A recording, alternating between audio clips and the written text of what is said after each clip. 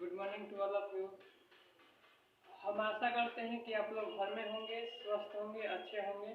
तो चलिए आज हम लोग एक नया टॉपिक लेकर आए हैं जिसका नाम है पॉल्यूशन, प्रदूषण।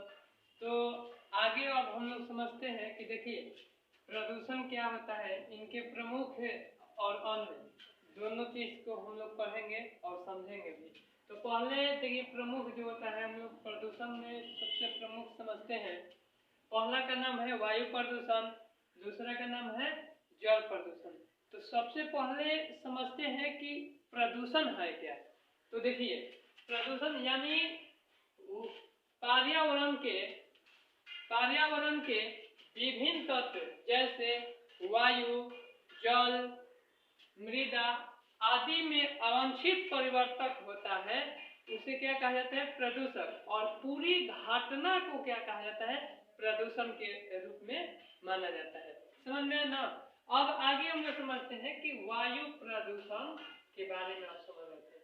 जैसे वायुमंडल में अन्य प्रकार के तत्वों का मिलने से, सम्मिश्रण से क्या होता है, वायु जो होता है प्रदूषित होता है, उसे क्या कहा जाता है, वायु प्रदूषण। जैसे वायुमंडल में, जैसे हम लोग समझने के लिए वायुमंडल में सबसे सर्वाधिक गैस की मात्रा होती है, जैसे नाइट्रोजन, यानी इसका होता है 78.03% होता है। जैसे ऑक्सीजन की मात्रा होती है 20.99, यानी 21 पॉइंट एप्रोक्स होता है। फिर होता है CO2, इस CO2 का होता है 0.03% होता है। ऐसा ही ये एक निश्चित फैक्ट होता है, निश्चित इसमें होता है। अगर इस गैस, ये निश्चित होता है, अगर इसमें से अगर कोई भी परिवर्तन होता है तो हम लोग क्या कहते हैं, ये निश्चित होता है। कोई भी अगर परिवर्तन दिखाई देता है तो उसको हम लोग कहते हैं प्रदूषण के रूप में समझ लेते हैं। समझ में है ना। तो अब आगे हम लोग समझते हैं। तो इनमें तीन प्रमुख चीज समझना होता है। क्या चीज समझना होता है, तीन प्रमुख चीज। यानी पहला कारण, दूसरा क्या प्रभाव पड़ता है, तीसरा इसके बचाव के लिए क्या उपाय हो सकते हैं। समझ में ना। तो पहला देखते हैं हम लोग। पहला कारण में होता है ज्वालामुखी विस्फोट।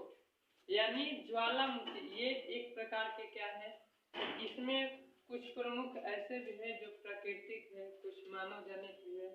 यानी कहने का अर्थ ये है कि जैसे ज्वालामुखी विस्फोट, जंगल में आग लगना, ये सब क्या है, प्राकृतिक घटनाएं है।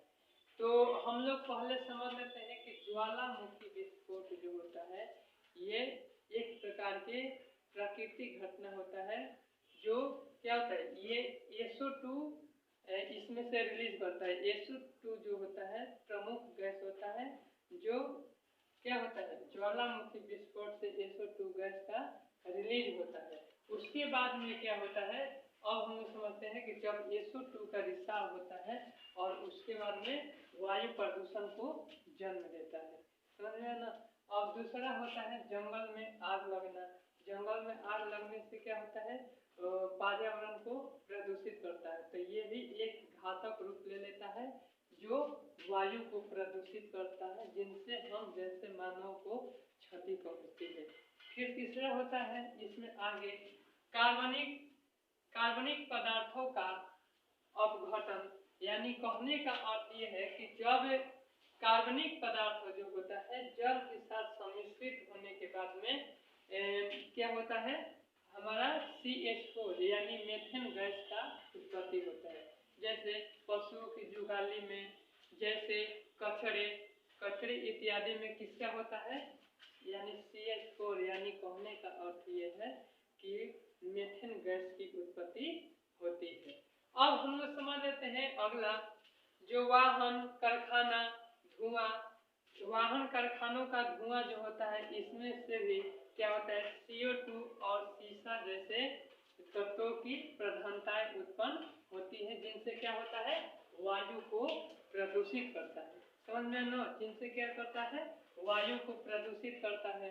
अब सीसा जो होता है हमारे मानव मस्तिष्क के लिए क्या होता है, सबसे प्रमुख होता है। हमारे मानव सबसे घातक और सबसे प्रमुख होता है। इसलिए क्या करना चाहिए, इससे क्या होता है, वायु को प्रदूषित करता है, जिनकी बदौलत क्या होता है, हमारे मानव की क्षति होती है। तो इसमें भी बहुत सारे, अब आगे हम लोग समझ लेते हैं, जैसे गैस रिसाव, यानी ये गैस रिसाव भी क्या हुआ था, एक बार भोपाल में एक घटना हुआ था जिसमें से इसका रिसाव से बहुत लोगों की क्षति हुआ था।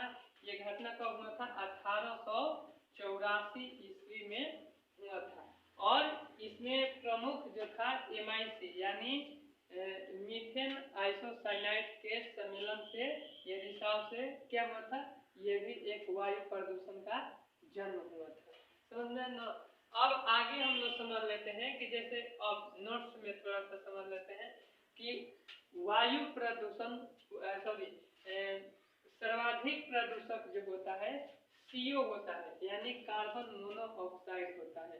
लेकिन अब हम लोग समझ लेते हैं, यहाँ पर अक्सर विद्यार्थी गलत कर देते हैं, यहाँ थोड़ा सा समझने की बात है कि जैसे हम लोग समझे कि वाहन कारखानों में धुआं जो होता है, धुआं से जैसे CO2 का रिलीज करता है, तो यहाँ पर ये प्रदूषक के रूप में क्या होता है, प्रदूषक के रूप में सबसे घातक जो होता है, सबसे घातक CO होता है। जबकि अब इसके बारे में हम लोग समझ लेते हैं कि जैसे ग्लोबल वार्मिंग, यानी ग्लोबल वार्मिंग तापन में सबसे प्रमुख प्रक्रिया जो होता है CO2 का होता है। जबकि सबसे प्रमुख प्रदूषक पूछा जाए तो कार्बन मोनोऑक्साइड को माना जाता है। अब हम लोग समझ लेते हैं प्रभाव, यानी इसका क्या प्रभाव पड़ता है, इसका क्या इफेक्ट पड़ता है हमारे, यदि ये घटना होता है तो हम पर क्या, हम जैसे मानव पर क्या क्षति होती है, क्या प्रभाव पड़ता है, जरा हम लोग इसको समझ लेते हैं। जैसे देखिए, इसमें जैसे वायुमंडल में वाष्पीकृत होता है, जैसे इसका प्रमुख होता है SO2 और NO2, यानी क्या होता है, वायुमंडल में ये रिसाव होता है और ये प्रमुख जाता है, रिसाव होकर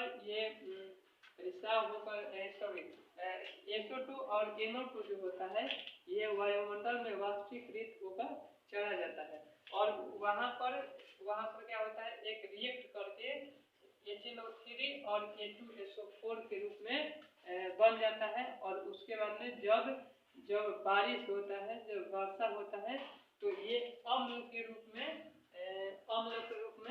बरसने लगता है, जिसको हम लोग क्या कहते हैं, अम्लीय वर्षा के रूप में कहते हैं।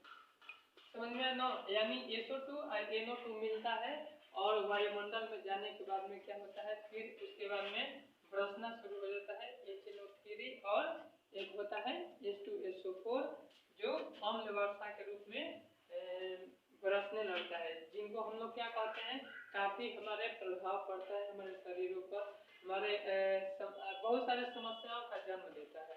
अब आगे हम लोग समझते हैं स्वास्थ्य समस्या, यानी कहते हैं HG जो होता है, यानी पारा जो होता है, यानी पारा को अगर मान लेते हैं, पारा का सेवन करने से क्या होता है, हमारे पेट में समस्या, जैसे बहुत सारी समस्याओं का जन्म देती है।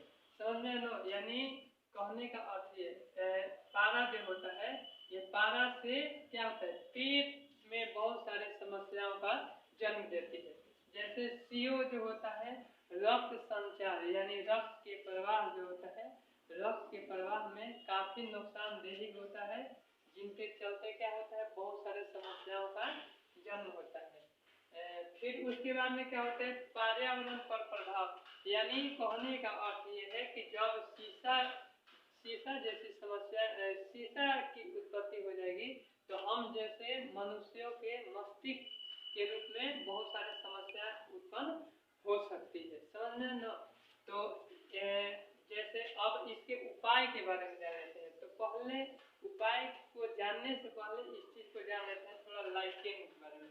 लाइकेन जो होता है शैवाल और कवक से मिलकर बना होता है, यानी ये एक सूचना प्रदूषक के रूप में होता है, जो इनका उपयोग करके अपने वैकल्पिक ईंधन इसका उपयोग करके हम लोग इसके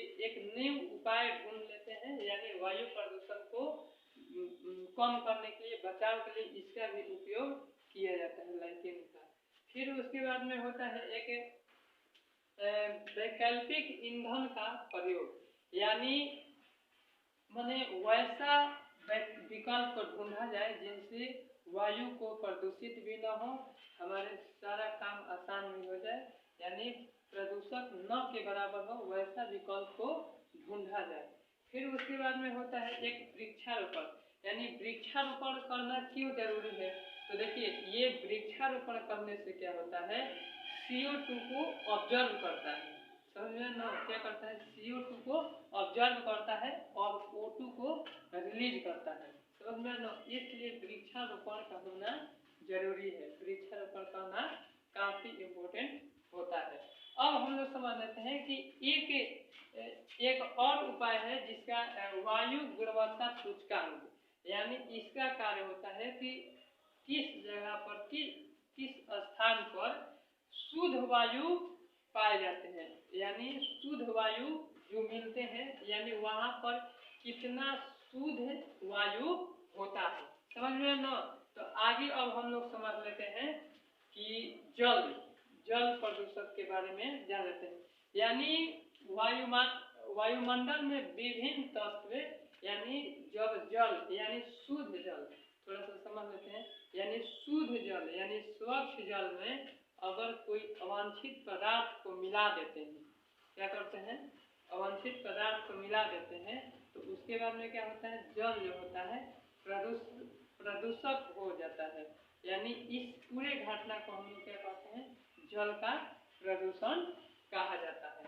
तो हम लोग पहले इसके कारण को समझ लेते हैं, यानी ये दो स्टेट में होता है, एक होता है भूमिगत जल प्रदूषण, यानी भूमिगत जल प्रदूषण जो होता है इसमें आर्सेनिक की मात्रा